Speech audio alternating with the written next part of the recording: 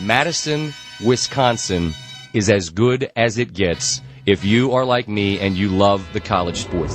This is the Jump Around with Riley Yauk and Pablo Iglesias, streaming live on the ESPN Madison YouTube channel. Dancing down the sidelines. Can they catch him? No! The Badgers answer instantly. There will be no undefeated champion on Wisconsin with an unbelievable stretch drive to the championship game. Gordon again! Inside the 5, touchdown! What a performance by Melvin Gordon! Chucky Hepburn, Big Ten on the line. Yes! Legacy cemented. The 2021 Badgers will go down in history as the first ever at Wisconsin to win a national championship. That is the best college sports town in America.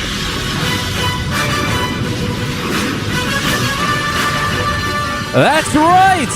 What's poppin', everyone? It's Pablo Iglesias here. This is the Jump Around, and we are 2 jump arounds away until we get to jump around at Camp Randall Stadium. Once again, Pablo Iglesias here. This is the Jump Around, holding down the fort for Jim Rutledge, who is at parts unknown, getting that last taste of summer before we get to jump around at Camp Randall when Wisconsin kicks off against Miami of Ohio. Pablo Iglesias, Riley Yauk behind the glass here at the Everlight Solar Studio, live on ESPN Madison's YouTube channel and also across the ESPN Wisconsin app. Man, oh man, I'm just fired up. Just happy to be here. Excited that football is just around the corner. Riley, how are you feeling? Oh, I'm feeling fantastic. It's starting to become tangible now. Like, we can almost taste it. 2 weeks away.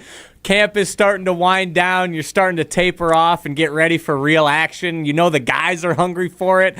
We're right there. High school football starts next week, and then just a ripple effect. It's such a ripple effect, and you love to see it here. So we got a lot to talk about today. I was at a few practices over the last couple of weeks. Made it over to P Vegas, hence why I wasn't on last week's show, too. Got a lot of takeaways there. Stopped over at Tuesday's practice as well, back here over in Madison. We want to talk about a few things, too, and also later today we're going to have Isaac Miller, the new NIL athlete. Now that Braylon Allen is in the league, they need to find a new face, and what better face than a high school Wisconsin kid, too, from Catholic Memorial. So if you are friends of the ESPN Wisconsin network over here too, you follow us in that family, you can watch them over on ESPN Milwaukee's streams week by week. That's going to be fun. A good conversation that we have later in the show. Iron Jack seems to have a sort of build that they look for. You know, Braylon Allen, everyone, he's 18. He's only 17 years old. Oh, my he's goodness. This massive human being. Isaac Miller is 6'5", 250 pounds. Let me ask you. They only pick the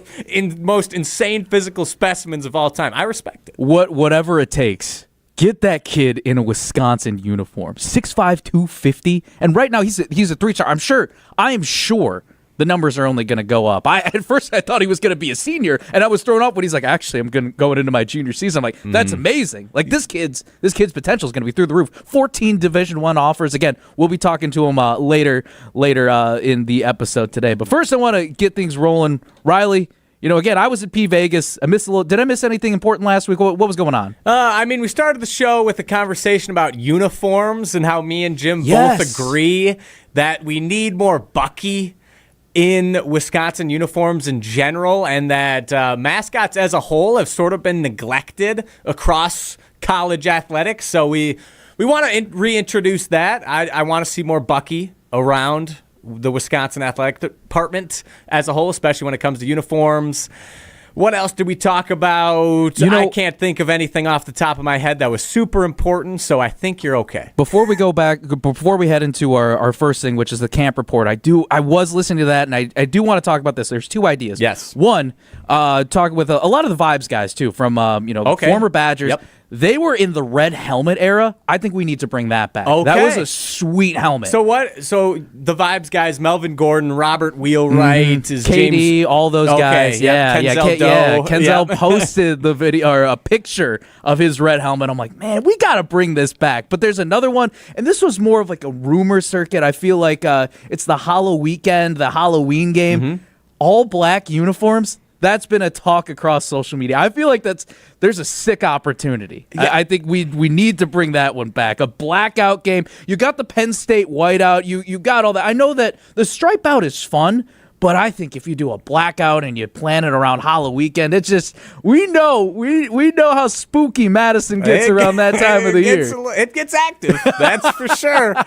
Evan Cohen's even talked about, I think, when he was a student, I think, how crazy it was, people coming back and forth. Michelle Smallman, both the Unsportsmanlike hosts, she's an Illinois grad. She had mentioned that people always came out to Madison on Halloween. So they should. I don't think there's ever been a more apt example of the saying "win or lose, we booze" than last year Halloween weekend against Penn State. I believe it was. People were still partying in Madison despite the very disappointing outcome. Hey, you love to see it. Well, blackout in two different meanings of the word. Well, hey, I think there are going to be more positive reasons to be celebrating. Now, again, we've talked about this before, and we'll talk about the standard down in a little bit later in this show. The Jump Around a Badger dedicated show. Pablo Iglesias, Riley Yauk over here holding down the fort. But I wanted to talk a little bit about what I really saw at camp. And just, Riley, I want to be honest here, and I do feel like that, honestly, only been at a couple practices, not going to lie, but just from that small window that I've had and the conversations and listening to media availability, all of these things, I feel like that this team is finally ready to walk the walk, not just talk the talk. What makes you say that?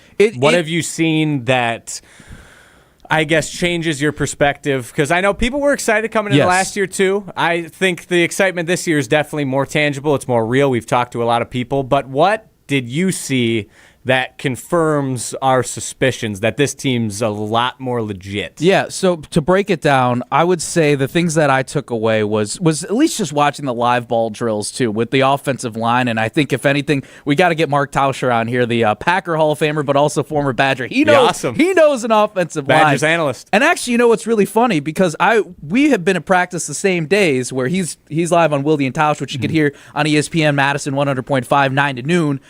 He was just blown away whenever Dylan Jones had a few breakout runs. The offensive line, I think, this is finally going to look like a good, solid O-line, and I really love the run game, too. I think that's just an exciting thing to look at. And then Billy Edwards, of course, is looking polished. You know what actually really surprised I'm excited to see moving forward is Carter Smith, more so for the future. I know that we knew that he was the Michigan commit, decommitted, and then came to Wisconsin. Would love to know exactly what the sell was that Luke Fickell and company had for him. So I think this is going to be a good, I don't want to say a tandem, because obviously we want to see Billy Edwards. We know that Billy Edwards is going to be the guy moving forward. We want to see him have a healthy season, but I think he could be a great mentor too for Carter Smith and prepare Wisconsin for the future. But I got to say, for a true freshman, Carter Smith, man, he can sling a pill. Hey, that's good to know. That's good to know. And I mean, with Danny O'Neal, too, I feel like the Badgers are definitely in the best quarterback situation potentially ever, depending on how good Carter Smith and Danny O'Neal end up being, or even Billy Edwards this season, because that quarterback room, if Billy Edwards lives up to the hype, if Danny O'Neal lives up to the hype, and especially if Carter Smith lives up to the hype, this is a very, very deep quarterback room. So what you're saying essentially is that the offensive line play and the fact that they've really taken after their new offensive coordinator, Jeff Grimes, the depth of the running back room and the stability at quarterback is what makes you the most excited. And it gives you the most confidence, I should say. And I just add one more thing. It's again, talking the talk and walking the walk, too. It's that the interviews that I've been around or talking to the players that have been available is that they have held themselves accountable and knew exactly what the mistakes that they were making last season, too. You know, again, everybody talks about complementary football, but again, this team is addressing exactly what needs to be done, what needs to be addressed in order to be a true team that plays complementary football. They stacked up on the defensive line.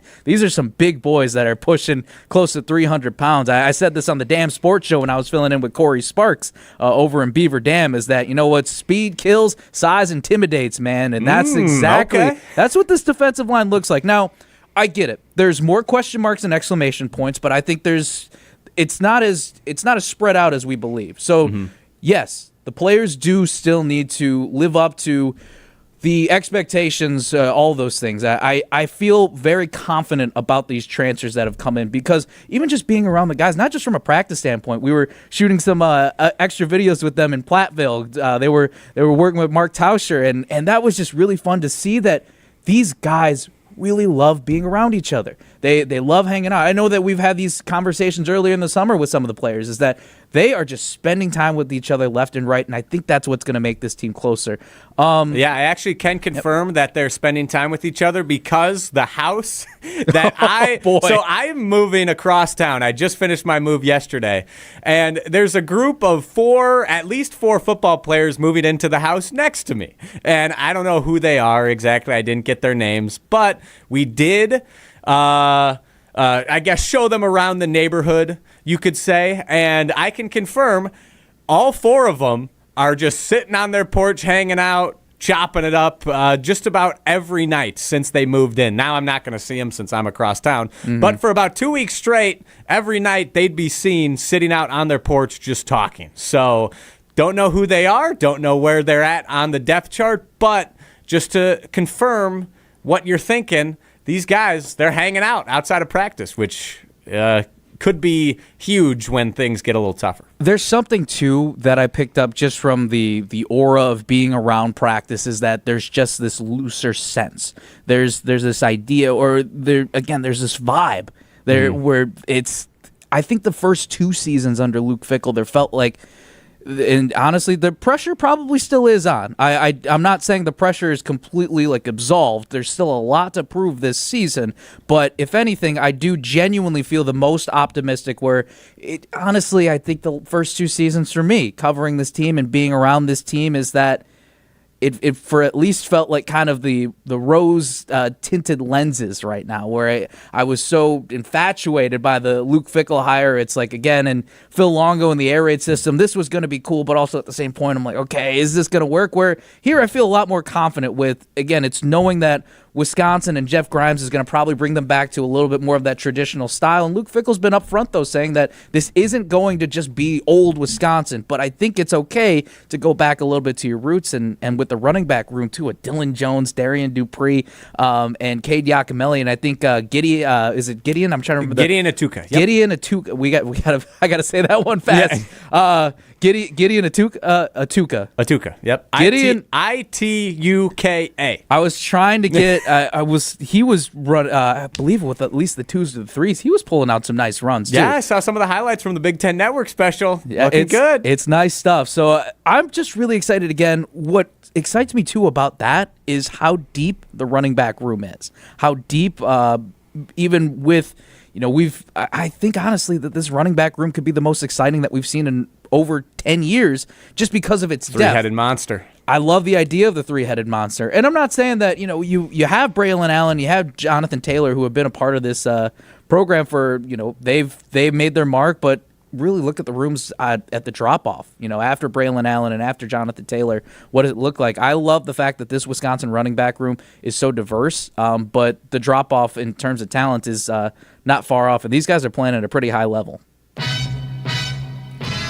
That sounder means we are moving on now, and look, we talked about it, that everybody is holding themselves accountable. Earlier this week, too, I got to talk to some of the cornerbacks. Rico Hallman prepared for a big season, and what Rico had said, too, and it's just echoing a lot of those same sentiments, is that Wisconsin did not play to their standard last year. This was not the Wisconsin standard last year. Luke Fickell said that in Vegas at Big Ten Media Day. So I wanted to turn that around and ask Rico, the cornerback heading into big season, what exactly, in his words, is the standard for Wisconsin football. Could you define in your own words what that standard is? I know everybody said last year wasn't the standard. What, in your words, what is Wisconsin football standard this year? Really, we want to embrace complementary football, and that's something that Coach Fickell emphasizes all the time, and that's something that he reiterates in our meetings a lot. And that's just what we want to be about. And we know that complementary football is really, and it goes deeper than just special teams and offense and defense, just the regular stuff, just how we hold each other accountable to the standard and how we hold it as a team accountable to what we want to do. And that means it can't be no gray area. Everything has to be specific and everybody has to be held to the same standard. We know how important that is. So I think that's something that as a culture we're trying to embrace. That's something that we're trying to put our best foot forward in and truly trying to be intentional about that.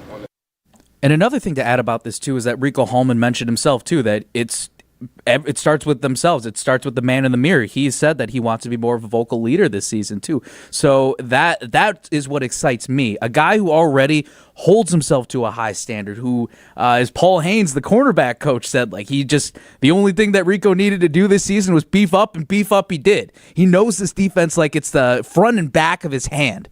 So that excites me to know that is the idea of what this standard is in Rico Hallman's, in his words, what that standard of Wisconsin football is. So what, in your mind, is the standard of Wisconsin football? Because the way he answered it, it made it seem that in the previous couple years at least, that not everyone was held to the same standard. Like, we got to play complementary football. There's no gray area. There's no difference. We're all at the same level. That makes me think, I don't know which portion of the team, but maybe some aspects weren't held to that high of a standard. And concerns me a little bit, but makes me feel better about this season. So, looking at the big picture, what, in your mind, is the standard for Wisconsin football? I don't think it's anything of reinventing the wheel. It's genuinely with any team. It's just playing tough. It's playing hard-nosed Wisconsin football, and I don't think it's going to be ground and pound left and right. I mean, we know what this game is now. We know that it's a little bit more high scoring. We know that it's not the Big Ten West anymore. And I think the standard, again, it sounds simple, but it's just play tough. It's play hard, and it's genuinely giving its all, because it just, again, like what I had mentioned with practices and being around there, it feels like guys for sure are all bought in, and there just felt like a little bit of a drop-off, because you have some of these guys that wanted to stick around, that were Paul Christ and Jim Leonard guys and those recruits, but then you also had some of Fickle's transfer portal guys come in. You had some of Fickle's recruits. It just felt like the mix, the melting pot just wasn't melting. The pot wasn't melting. It was, the ingredients were all in Lots there. of ingredients. There's no binder. Yeah, exactly. It was to conglomerate it all together. It wasn't over a fiery stove. It was just like you put it in the microwave and just tried to see if it would melt at some point. And it just was not working. But I know it sounds generic, but that's just what it is. It's nothing over the top. It's just being committed to the process. It's about, as we saw it at Squat Fest, it's that knowing that it's more the principle of that they could do hard things and they can stick together. I love the idea of Squat Fest for that reason. And I know we've gotten into this show a little bit of the back and forth. You and I were very hyped about it, yes. But some of our other Squat Fest teammates, rocked. Understandably, Sorry, Brian Bulaga, you don't understand how cool it is. Your lifts were boring at Iowa. Yeah. But yeah, I totally agree with what you're saying. I think the standard for Wisconsin football is, and I'm getting this from Barry Alvarez, I've been watching some old videos of coaches talking about Wisconsin football. It's when teams play Wisconsin, when they're done playing Wisconsin, they know they just played the Badgers. They're beat up, they're licking their wounds. Even if they beat us, even if they beat the Badgers, they know they felt the presence of Wisconsin football. And like you were saying, they're tough, they're gritty, they're hard-nosed. They are beating you to a pulp, and you have to give every ounce of effort to beat Wisconsin. And that's been missing the past couple of seasons. And I think, thankfully, we are getting back to that. And they don't need to compete for national championships right away. I know that's why we brought Luke Fickell in.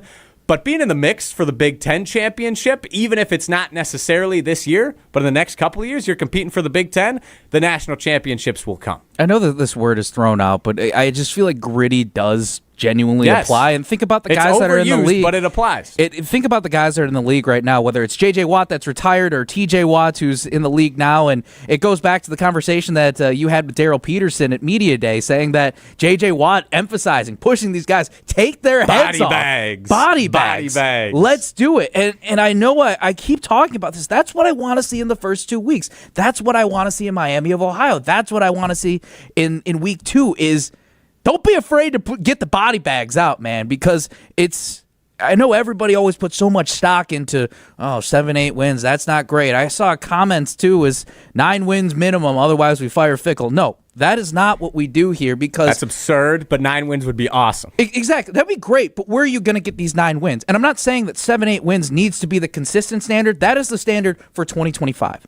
That is what we need to aim for and get to those 7-8 wins in the most hard-nosed way you possibly can. Because that, I think to put a bow on this, is the Wisconsin standard, at least in the short term for this upcoming season. And when it comes to that, too, we want to talk about who has the most to prove. The Big Ten Huddle putting on their Twitter page had us all thinking which Badger has the most to prove this season. 2 Badgers appearing on that list. Which is Rico Holman at number 3 and Billy Edwards at 16. You can see here on the ESPN Madison YouTube channel. So it's good to get some love out here on the graphic.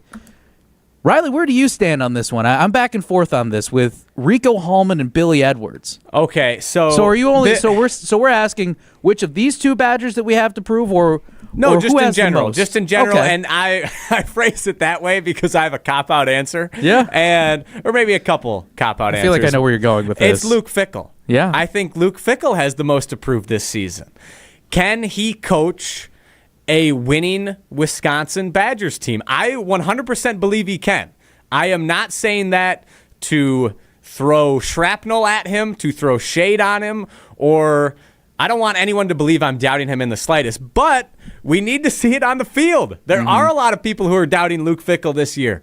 And the most important aspect in my mind for this season is there will be adversity. The schedule is so difficult, you are guaranteed to have adversity, and probably, if not just in-game, if they go undefeated, we're having a totally different conversation, but you're probably going to have some tough losses this season. It is genuinely about how you you respond to these things. Do they wilt like they have the past 2 seasons when they faced adversity, or is this the team that finally steps up and is like, no, we're not taking that anymore. We belong with the big dogs. I feel like no matter what, that's on coaching. No team ever wants to say that. I'm not saying that this team has just they're not just like they're giving up basically before the game, but there's just sometimes where it just felt like it was flat heading into a big week where it's like you're saying the right things, and it goes back to what I was saying earlier. It's finally, I think they're walking the walk and talking the talk, where it's just backing up what you're saying now. Don't just say things just to say it for the sound bites and for the quotes in these articles. Like, I think this team is really ready across the board to genuinely be about it. So for me, I'm going to stick with the 2 players that are on this list. If I were to choose, I was thinking about this, as fun as it's going to be to see Rico Holman take this next step. Paul Haynes said too, you got to beef up, you got to tackle a little bit more. I'm excited for him, but that more of the defense as a whole, I think it's more dependent on that. I got to go with Billy Edwards just because it's not dependent on him necessarily as an individual, but more so of what we've been hoping for as following Wisconsin, that we finally need that quarterback. We know today's game is all about the quarterback. There's a reason why, if you even look at what linebackers are called, they're the quarterback of the defense. The quarterback is always going to be the most important position for that reason. And I think if you get the guy like Billy Edwards, who is again, walking the walk and talking the talk. And I'm not saying that Tanner Mordecai and Van Dyke were not about that. It was unfortunate that they went down. Of course, we want Billy Edwards to stay healthy, which I think is the right thing to do, too. He got a little banged up earlier in the week. Yes, but protect him under any circumstance. Please. At this point in time. Please protect him. I think it's also been good, though, too, to get Danny O'Neal those reps that he absolutely needs right now. So I would say Billy Edwards, more so from the big picture standpoint, because Wisconsin has been hurting at the quarterback position. I don't think we're going to get Russell Wilson out of this one, but I love the confidence that he brings into this group. And even with the Big Ten Network visit earlier this week too, they gave a lot of praise to Billy Edwards. Jeff Grimes was saying that Billy Edwards is a guy who constantly texts him late at night of like, hey, coach, what do you think of this play? I think Billy Edwards it feels like that this is a guy who is so committed to the process that it just has that ripple effect. It has that effect on guys where, again, I don't know, maybe we could call it here where it's the national championship run, but let's be realistic too. I think it's really good that you get a guy like Billy Edwards, and I also pointed out I think he could be a great leader for Carter Smith. He could be a fantastic teacher for Carter Smith. I think he already is a great leader. We've seen him at Squat Fest. We've seen him at practice before, and he's always with guys, whether it's the linebackers, or not the linebackers, the linemen, the receivers, the running backs. He's always got dudes around him, and he's always bringing people in to his circle, and I think that's massive. Nothing against Braden Locke or Tanner Mordecai, but having to compete for your job, I think makes a big difference. You can't just step in and be the guy, and now Billy Edwards has stepped in, and he's the guy, and people have clearly responded. So I think as long as he just stays healthy. As long as he stays healthy, I think it's going to be a night and day difference from the past 2 seasons. That almost kind of feels like, too, it felt like there was healthy competition was thrown out so many times these last couple of years when it was Van Dyke versus Locke, and it was Mordecai versus Locke, and how deep the quarterback room was when they brought in Nick Evers, too. I was high on a lot of the guys, so maybe I'm a little scarred from Luke Fickell's first season and how deep that quarterback room looked on paper, but you bring up a great point with how deep that quarterback room is, or rather that everybody knows that Billy Edwards is the guy. Billy Edwards is the guy that everybody's looking towards, and I think that relieves a little bit of the tension from there. Everybody kind of knows what their roles are, but Danny O'Neill's still challenging a lot at practice, but right now I think that is the fun thing with Billy Edwards, because he not only does he bring that intense energy, but he also brings that we've seen it too. Even at Squat Fest when they were locked in, like he'd still give us that quick nod and say hey to us. So I think that's the cool thing, where he could be locked in, but also have fun with this too. Moving on, the Big Ten Network making a stop over in Madison. The same day I was there, too. So cool to see them running around. Man, they got a whole crew. Understandably, it's the Big Ten Network. Yeah, I wish I was able to see them. Was it nuts when they were there? It was pretty crazy. Like it wasn't like a giant media circus, but I got to say, I saw Jake Butt running up and down the sidelines. He had a big old notepad, making sure he kept some good notes. So it was cool to get to be around that when the Big Ten Network made the visit. So, yeah, I think that's it was cool to get to see like what they thought, and I really trust Jake Butt, the former Michigan tight end, and what he had to say, and he had a really, really nice thing to say too about Jeff Grimes and backing him up heading into this season. And the identity stood out, and in football, no one thing is isolated, nothing acts alone. And I think it's saying that the hiring of Jeff Grimes is going to have ripple effects across this entire team. You talked to Coach Fickell, and he said he felt this offense struggled with confidence. Confidence comes from knowing who you are. With Jeff Grimes, they're going to have an identity. He has an offensive line background. This Badgers offensive line has been vocal about how pleased they are with the scheme. All of a sudden, you're going to be able to run the ball. That's going to have ripple effects. You look at Mordecai and Van Dyke, you bring in 2 quarterbacks. Both were injured since getting here. Running the ball is going to keep Billy Edwards clean. It also, you talk about the schedule. Well, if you can run the ball, suddenly you dictate the terms of the game. You keep your defense fresh. Another key point is explosive plays. Now you can get into play action. So I think the hiring of Jeff Grimes is going to have ripple effects that don't just turn around the offense, but the whole team. Okay, Pablo, before you jump in here, love what he had to say, but this sparked a question in my mind. If Jeff Grimes ends up being as successful as Jake Butt thinks he will be, as we think he'll be, would Jeff Grimes be the second most important hire in Wisconsin football history? Because Barry Alvarez, far and away most important. He resurrected the program from the grave. But if Grimes resurrects this offense and helps bring Wisconsin to a national title contender, Big Ten championship contender in this new era? How many? I feel like we're one of the few Badger shows, if not the only, that throws out national title contender. How many times? We're early. Just because we're early to the party doesn't mean there ain't going to be a party. Better get your tickets now before it's too late. Exactly. But it's a genuine question. If he saves the Fickle regime, or if Fickle saves his own butt with his hire, is he the second most important hire in Wisconsin history? Unfortunately, I don't know if he'll get the flowers. I think if anything, it puts Luke Fickell back onto the pedestal that the transformative hire that everybody called him when he was first hired. I think this is, unfortunately, the move with Phil Longo, that relationship didn't work. But I think if anything, this actually brings Luke Fickell back up closer to that conversation than Jeff Grimes. I think this is going to be awesome. I do genuinely love what I have heard from Jeff Grimes. I think he is a good coach from what I've heard, too. He's jumped around to all of the position groups, too. But I don't know if I stand on if he is the second most important hire, because at the end of the day, it was Luke Fickell who brought him on here. Mm-hmm. I think again, it puts Luke Fickell back into that conversation. So if he is successful, you think it could bring Luke Fickell back into potentially the second most important hire in UW history? That's where I stand.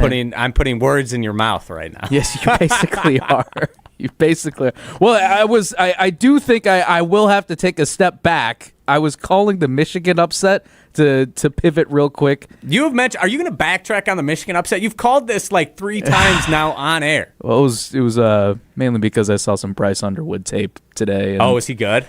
Yeah, he's pretty good. Well, I'm not worried. But I do. I'm a little worried, but not horribly worried. I'm not worried. I'm not worried at all. Not worried at all. But if I were to say the upsets that I want to pick, though, I just love the Illinois thing. I love the Illinois upset. It just feels like there's gonna be a lot of juice coming into that game. That's the one that I want to see. Senior night. Hopefully it's under the lights. I feel like that's got to be a night game. If Wisconsin's playing good ball, Illinois, I think are they ranked 12th right now? They're in the top 25. I believe 12th, either 12th or 13th. They're one ahead of South Carolina, South Kakalaki. I am excited though for Jeff Grimes. I do want to see where this offense goes. Again, like I said, still some question marks, not a lot of exclamation points at this moment, but I feel a lot more optimistic. I feel very hopeful that there are more exclamation points to get closer to versus just all these hanging question marks of what the heck's going to happen next. I feel like that Luke Fickell has done everything that he can, and really, honestly, it just feels like that he's let Jeff Grimes cook. Mm-hmm. It feels like that he's letting Jeff Grimes cook, whereas especially towards the end, you noticed that with Luke Fickell and Phil Longo, if an early season dismissal obviously doesn't say it. There was definitely some tension, and I remember just a weird moment too when Phil Longo had trailed off a little bit and talked about that he basically alluded to that maybe there was a little indifference right now between Fickell and Longo at some point too, so it was just kind of questionable. And then I think that was when he ended up getting dismissed a couple weeks later. So it just kind of felt like, are these guys in sync? Whereas Luke Fickell, I think, has been watching the offense and making sure that things are good, but I think that's just the thing. You just got to let Grimes cook. Yeah, if Fickell is comfortable enough to let Jeff Grimes do a team-wide mustache-growing competition. Well, Fickell's got a beard, too. I know. I love the facial hair. Wait, do we have that? I thought we... shoot. Let me see if it's on this... We have the picture somewhere. This thumbnail of mine. Nope. Doesn't have the beard in that one. Shoot. No, we did have the picture at one point. Darn it. We do. I do have a side-by-side. We'll get that up. We'll get that up on our social at some point to see. What do we prefer? Bearded Fickell? Bearded Fickell, 100%. It rocks. Or 5 o'clock shadow.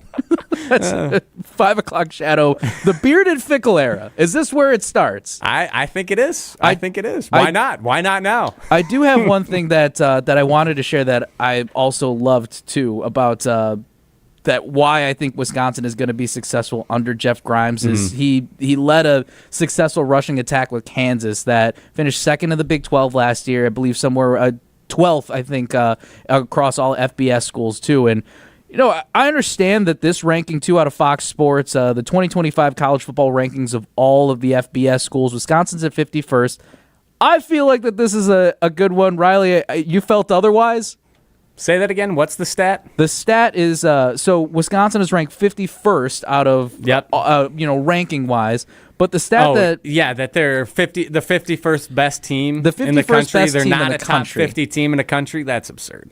They still have a lot to prove, like I said. But this is what interests me the most because of the rushing attack and why I feel pretty confident. Since the final game of the 2022 season, and I'm crediting the article here from Fox Sports, since the final game of the 2022 season, the Badgers are 12-0 when they rush for 150-plus yards. I think the return of RBU needs to be here. We've talked to Melvin Gordon all season. He knows. We all know what Wisconsin is when they run the football. And then what was it? Jake Butt even saying too is like running the football is so crucial to so many different levels. It's not just complementary to your offense. It helps give the defense get a rest. It's a ripple effect that goes on because I think that's what this offense and really this whole team was lacking. Because when Wisconsin wasn't getting first downs, when they weren't converting, the defense was gassed, and then the punting unit was out there. It was just something where I think the Jeff Grimes will revert Wisconsin back to not its old ways, but go more of the traditional sense. Utilize the running game in a very, very tactical way. So it sounds like what you're telling me is that Jeff Grimes, by the law of percentages, I don't know what law it'd be, but given that the Badgers are 12-0 when they rush for 150 yards or more, history would tell us then that as long as the Badgers rush for 150 yards a game this season, they will go undefeated. So that's good to know. Very helpful. Yes. I appreciate it. That is exactly what it is. Dylan Jones, I think, too, by the way, breakout candidate, according to one of ESPN the 11 article. second-year players listed as a breakout candidate, according to ESPN. Such a specific I just remember category. specifically he was the 8th out of 11. He was the 8th second-year player. I'm with it. Yeah. I'm with it. I do genuinely think, before we go over to the Twitter portal, that, I'm excited for him. I think he's – and you can just sense, too, I didn't get to talk a lot about Dylan Jones, but I do want to say real quickly that I would not be surprised if he at least emerges as the top candidate in this running back depth chart. Again, I feel like it's going to be a spread-out attack, but Dylan Jones just – even coming in as a second year, he gives off that maturity already. You can tell that Cade Giacomelli was even giving him high praises, saying that this is a guy who is just really embraced since he came in spring and was starting to get a little bit more reps, start to understand the process, that Cade Giacomelli really gave Dylan a lot of credit, saying that he said that he wanted to become a leader. He wanted to own his voice and came back just months later owning that voice. So I am super excited for the second year back. Yeah, he's going to be a stud. He was the 8th. I found this out from the article. He was the 8th ranked running back in ESPN's top 300 from his class. So the raw talent of Dylan Jones is absurd. Like, he just abused his opponents in high school. And I think it's time to start bringing that to the Big Ten. Dylan Jones. This year. Dylan Jones, man. And hey, Darian Dupree too, slippery. And they all love how much they compliment. They love how much they compliment. Lightning and Thunder? Is that your own? No, that was Chris Davis and from the Titans back in the day. You remember? It was Chris Davis was Lightning, and then I forget the name of the big fella running back. It wasn't LeGarrette Blount. It was someone else who was Thunder. I can't remember it off the top of my head, which is going to frustrate me, especially once I look this up and find it out really quickly. It's going to be one of those like 3 a.m. thoughts, too, where it's just going to randomly wake you up in the middle of the night and you're going to remember who that is. All right, let's get to the Twitter portal. It's time for the Badgers Twitter portal. It is time to enter the Badgers Twitter portal, and we have some good stuff for you today, Pablo. Oh, boy. And by we, I mean me. Just me. So, starting... Thank you. Starting with our not-so-great rivals, Minnesota, there was a tweet from On3 Sports giving us a look at the first ever college football AP poll, and would you look at that, the Minnesota Golden Gophers are number 1. Glad I've never seen that in my life. Scary Alvarez, PJ Fleck just hung a banner. I would not be shocked if PJ Fleck would hang a banner for just knowing that Minnesota was a national champion. Yeah. I could see that. But me and my friends just had this conversation this past weekend on a road trip. When do you stop counting national championships? Is there a point in is it World War II? Is it pre-1960s where you're okay, you're a national champion, but you only beat 10 other teams? I don't recognize it as much. I don't care about it anymore. It's still registered, but I don't care. It's like New York Yankee fans saying we're the most dominant organization in all of sports. Exactly. And one title, I guess 2 if you count 2000, have come in the 21st century. 2 of your 27 titles have come in. I say, if we look at football, I'd say post World War II. Honestly, yeah. It's what does this say, people? Can we pull this up again? We got Minnesota. We got Duke, Northwestern. Is Northwestern going to put up a banner? Got a lot of Big Ten representation up in here. Yale, the Yale men. Duquesne Dukes. We got Marquette in there back when they were a football team. Holy Marquette I'm sure Bradley's in here too. We had a football team up until 1970. Yeah, I mean Duquesne was a powerhouse back in the day. Number 11 at Fordham, Nebraska back when they were good too. I wouldn't be surprised if they put up a banner. I mean, they celebrated with the Pinstripe Bowl, which Wisconsin was in, yes, a few years ago, but we throttled Miami for the second year in a row. That's awesome. That Wisconsin did, but it's okay. Let's pump the brakes a little bit here. I would say, post World War II. Let's celebrate those championships and then on. But let's not gloat about it. I'd say 10, 15 years since your last one. That's when you can flaunt we're the dominant championship or team too. Exactly. And I would say to any Minnesota fan who wants to flaunt the strength of their program or these national championships, you can't. Sorry. Nope. Does not count. Moving on. It's time to extend a formal invitation. Yeah. Not to that guy. Nope. To this guy, former Badger Caesar Williams. He has some history against Minnesota, some great pass breakups in that massive 2017 game that led to, or the 2019 game, I believe, pardon me, led to the Big Ten championship berth. But I never tailgated before, and I think my first one should be in Madison at Camp Randall. Who can show me how it's done? Pablo. Can I get an ISO shot on this camera real quick? Hold up. Sorry, I don't mean to cut you out, Riley. No, that's okay. This is the formal invitation to Caesar Williams. Caesar Williams. There is no better place than to come tailgate than the ESPN Madison tailgate. Come on.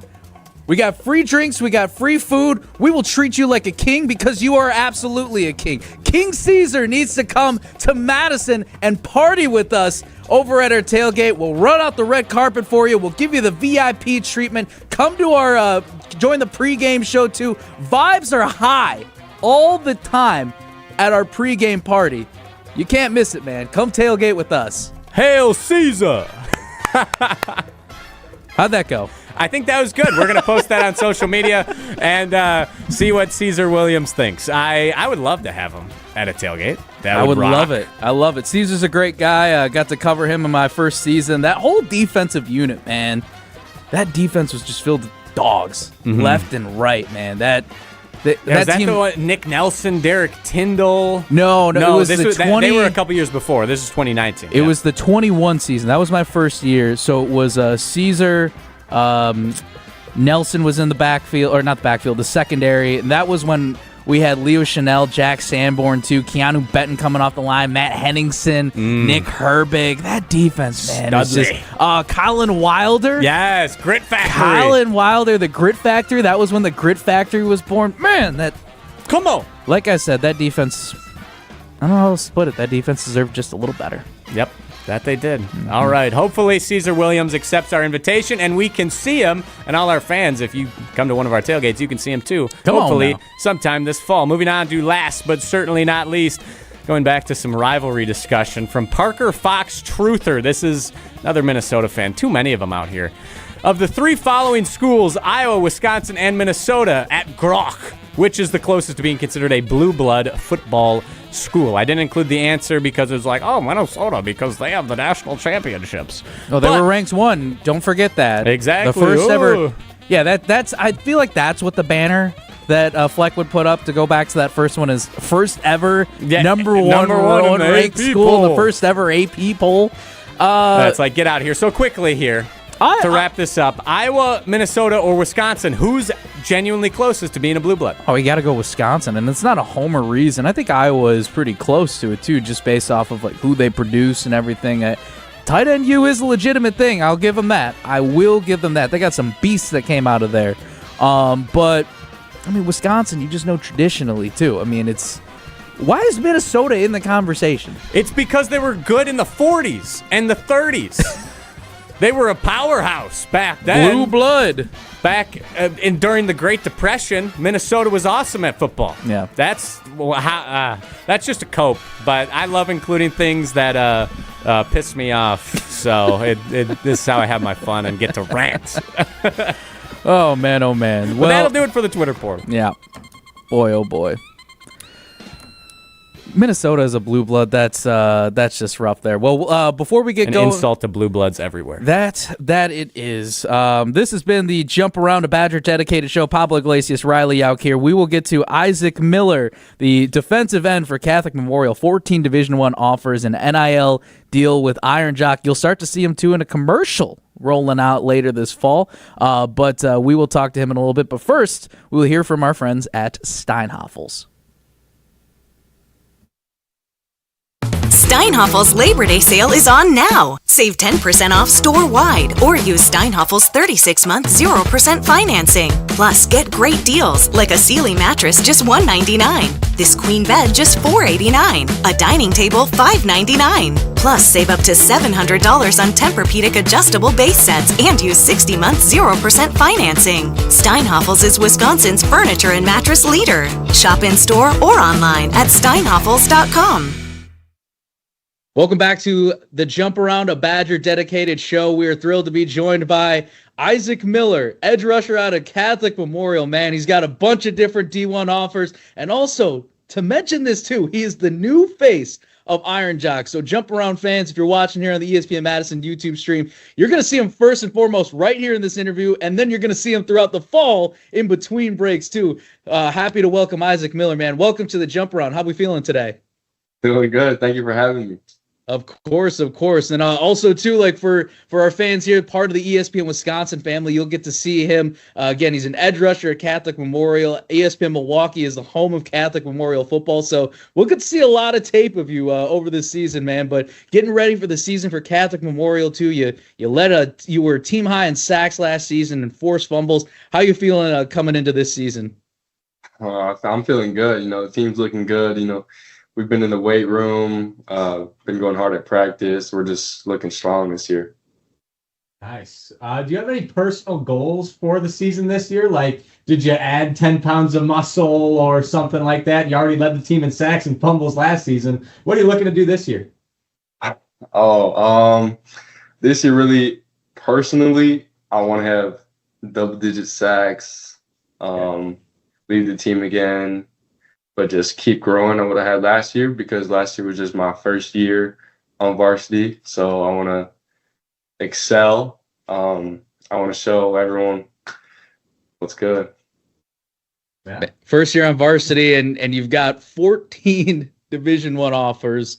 We got to address the elephant in the room, though, too. One of those is Wisconsin, man. What is it going to take to get Isaac Miller to stay home and be a Wisconsin Badger?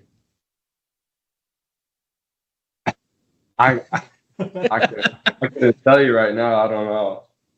I'm going to 2 games this year, though. Okay. Well, let's backtrack it a little bit and just talk about the initial conversations too. Listen, I mean, again, it's awesome. Like, first and foremost, congrats on the 14 offers. I'm sure we're excited to see like if where that goes from there. Hopefully, you get some more. But again, we'd love to keep you here in the home state. Just tell us a little bit about the first step process, or what those initial conversations were like when you first met with Coach Fickle and the staff. What it's been like talking to Wisconsin so far.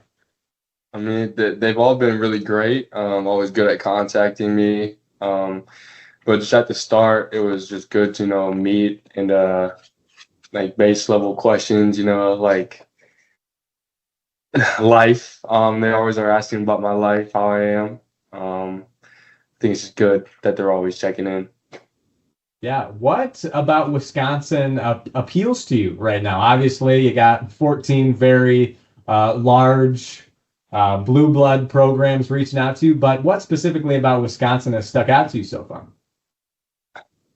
I mean, since a kid, I've always wanted to go there. Just like because I didn't know any other programs, but I think it's also just like the home tradition, their developmental program, and they really care. Like the staff really cares about everybody. If you mentioned this is the place that you wanted to be since you were a kid, and fingers crossed for a lot of Bucky faithful out here. Hopefully, we could see you in that uniform soon. But if you could, whether it's think about your favorite Wisconsin memory for Wisconsin football. You're a lifelong kid through and through. What's your favorite Wisconsin Badger memory? If I could ask you right now. I don't think I went to that many games. I think jumping around when I was younger was. How old were you? What's your favorite? What was that jump around moment like for you? I don't think I could tell you how old I was, but I was young. Okay. What were there any Badgers players that you specifically looked up to? Because I know we're starting to age out now. I know some freshmen on the current Badgers team don't remember like Chris Borland playing and watch Leo Chanel and Chris Orr, those kind of guys. So who stuck out to you? Who do you remember growing up watching? I wasn't too big on sports when I was young. I wasn't good. Like I didn't know players. I just would watch. But definitely JJ Watt. Yeah. Nice. That's a good comp. I was curious to know like if you could compare yourself to any Badger or a Badger that you might have molded yourself after. I think JJ Watt's a pretty good comp. What is it about JJ that sticks out to you? Yeah, he's a bad man. He's big. Is that how you would describe yourself, man? Yeah. So going back briefly, you said you didn't grow up watching a ton of sports, like you weren't super dialed in where you knew all the players. What did you do for fun growing up? Like what were you putting your energy in? Video games. What video games? Fortnite. All right, hey, fair enough. I feel like we've all been through our Fortnite phase before, so I understand. Well, just talking about again, what it means. Like again, you're early in the process. Again, 14 college offers, and going into junior season, man. Hopefully, like I said, a bunch more. What is it that you hope that you can show like teams like this is who Isaac Miller is. This is who I'm about. As you go through this process. I hope to show every team that just a beast and they need me.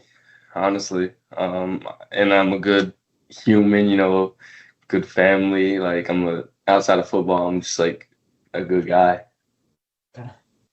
Yeah, I feel like you can't ink an NIL deal unless you're probably a good dude. So you're to our knowledge, you're at the very least one of the first kids in the state of Wisconsin to have an NIL deal, if not the first, with Iron Jock. What has that partnership been like, and how has that impacted you so far? It's been fun. I mean, just knowing that I'm one of the first or maybe the first with a big deal like this, it's been fun to just have the startup of it. And it's fun just to do whatever they need me to do. How did this whole process start out too? If you wanted to pull back the curtain a little bit, again, just getting a unique opportunity like this for a guy your age. It's again, as you mentioned, it's fun. It's cool to get to do this stuff. Walk us through a little bit about that process of where it started and how it got you to where you're at. With the Iron Jock? Yeah, with the Iron Jock. Yep. Well, his company is out of Oconomowoc, where I live. So, my mom kind of just emailed him, and he was looking for someone because he didn't have Braylon Allen anymore. So, and I'm from Oconomowoc, so it'd be the perfect fit. Gotta love the local connection there. Have you gotten I see you're wearing the Iron Jock polo. What's been the favorite thing you've done for them? I know we're gonna have a commercial air with you in it soon. Like, what's been the most fun thing you've done with them? Shooting the commercial and the pictures. Yeah, very cool. Very cool. I pretty sure I got a sneak peek of the ad. Saw you squatting or benching or something. I know you're doing something lifting. Was that in a local gym around town, or where did you shoot it? You guys know where the Dachshunds play or no? Yeah, yeah, the Lake Country Dachshunds. Nice. Yeah. So there's a sports event in this place where they work out. So it was there. I love that. Talking with Isaac Miller, edge rusher out of Catholic Memorial, potential Wisconsin Badger recruit or Wisconsin Badger recruits, has one of the offers, one of 14 on the table. Just wrapping things up here. Again, just about football in general too. You know, you mentioned that this is going to be your second year on varsity, playing varsity as a sophomore. Pretty legit stuff though. But what is it about football? What do you love about this game the most? And what are you hoping to potentially bring to that next level once college football comes around? I mean, right now it's just fun to get out there with my teammates and be a part of a great program. Because if I was on a bad team, I wouldn't be having as much fun as I am. And I think it's just fun, just get out on the field, maybe score some touchdowns. And for college, I'm hoping I can bring myself, my personality, my strength, my effort, all that. Yeah, you mentioned your team. I only got one more from me, but you had a hell of a team last year. I was fortunate enough with our guy, the Dean Dennis Semrau, to call your Division III state championship game last season. What are your goals for the team this year? What was that experience like, getting to taste? You're so close to winning that gold ball, but didn't quite reach the mountaintop. What are your guys' motivation? What is your motivation at the end of the season? I mean, every year we want to win it. Every year we want to win every game we can. So that starts in practice. So everything we do, lift, and just knowing that we have the chance to go back to state again also just keeps us working for it because we lost. Isaac, one more before we let you go here. Give me 3 words to describe yourself as the player. What are those 3 words and why? I'd say intimidating, powerful, and lengthy. You love to see. I like those words. And like I said, we got to do everything we can to make sure we get you over here in that Badger uni. That'd be fun to watch. But either way, best of luck to you as you head into junior season. Isaac Miller, edge rusher out of Catholic Memorial, across the ESPN Wisconsin family too. You can see him every week on ESPN Milwaukee's stream as the home of Catholic Memorial football over at ESPN Milwaukee. Best of luck again, Isaac. You can see him here throughout the Iron Jock commercials throughout the fall. Excited to have you a part of the jump around in this special way. And thanks for your time, man. Appreciate you. Thank you. And thanks again to Isaac Miller joining us, a defensive end from Catholic Memorial. 14 D1 offers, man. He's only going to be a junior. That's going to be exciting for him. Before we get to some breaking news that I wanted to let you guys all know about, I want to tell you about Steinhoffels real quick, too. If better sleep has been hard to come by, but, hey, look, you're not alone in that one, and the right mattress can make all the difference. That's why Helix Sleep and Steinhoffels have teamed up to bring their award-winning mattresses to Steinhoffels. Now you can try Helix in person, something you can't do just anywhere. Right now, Steinhoffels is offering 20% off all Helix mattress orders just for our fans. Head to steinhoffels.com to learn more. Helix Sleep at Steinhoffels. Better sleep starts now. So before we get going here on the Jump Around a Badgers dedicated show, Riley, we got some breaking news that happened in between the interview that we just ran, and I wanted to address that. So yesterday, yes, Caesar Williams did say that he wants to go tailgating and come to Madison. He's never had the tailgate experience, wants to do it at Camp Randall. So I tweeted, you know what? I put it out there, and I said, come through, man, with the eyes emoji. And lo and behold, we got an acknowledgement, Woo! Baby. So you're telling me there's a chance King Caesar, please take the rightful throne at the ESPN Madison tailgate at some point this season. We will treat you like the king you are, my man. you got to make your way out here. But for now, for Riley Yauk here at the Everlight Solar Studio behind the glass, Jim Rutledge will be back next week, and we will be 1 week away from kickoff at Camp Randall. I am excited for this. This has been the Jump Around, a Badger-dedicated show.